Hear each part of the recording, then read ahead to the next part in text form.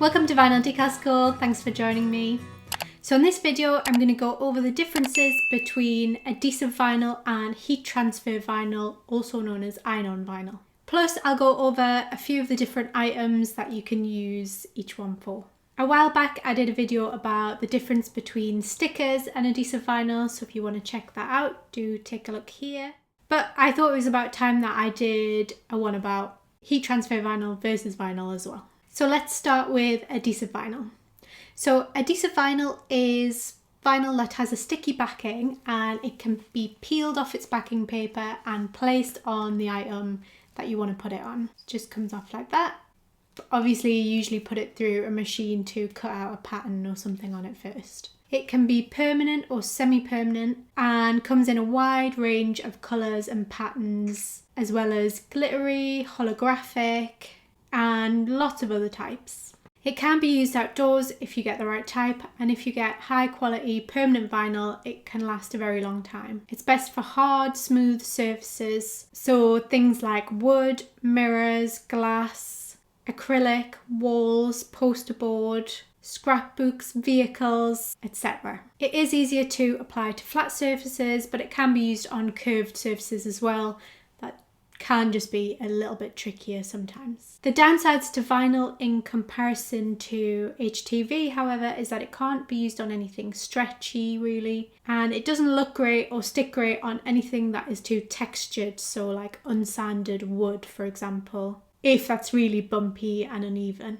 Also, because in most cases you have to use transfer tape to apply your decals, that means you have to also buy that transfer tape as well as the vinyl.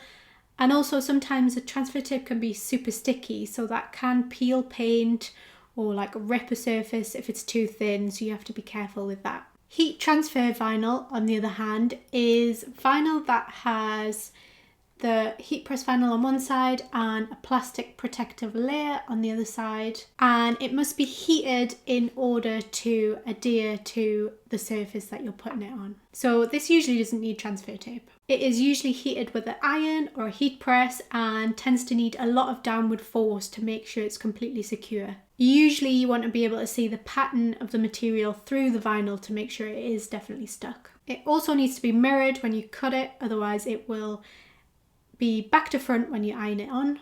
And so standard iron-on vinyl is best for cloth-like material such as t-shirts, cushions, tote bags, onesies, pajamas, sashes, etc. And then you can also get stretch vinyl, which is better for swimwear and sportswear, anything that stretches basically. Then there are also a ton of specialist heat transfer vinyls like glitter, holographic, glow in the dark, reflective, heat sensitive, eco, and more. Also, when you're buying it, look out for whether it is warm peel or cool peel, as that tells you how long to leave it after you have pressed it on before you take off that protective plastic cover. There are some downsides to HTV as well though. It usually isn't very easy to remove, so if you press it onto something and it hasn't gone quite right, it's not very easy to take it off and start again. Although on the flip side of that, if you don't put it on properly or it's not cared for properly, it can start to peel or crack after a few washes or wears. Generally speaking though, if you have a good quality vinyl, it's pressed on correctly and it's cared for correctly, it can last a long time. So those are the main differences, but before you think you've got it sussed, there is some overlap on some items where you can use both HTV and adhesive vinyl. So you can actually use both on mugs and metal tumblers. It is just a bit trickier to do mugs and rounded items if you have a flat heat press, but it can be done. And then the same goes for canvases and wood as well. You can actually use both on those surfaces. You just have to be careful with how hot your heat press is if you are. There are a ton of tutorials on Pinterest and YouTube if you need some more guidance. And there's lots of information out there as well if you're unsure on what vinyl to use for your item. Once you do decide though, don't forget to check out my vinyl suppliers page full of excellent companies with both vinyl and HTV for sale at great prices.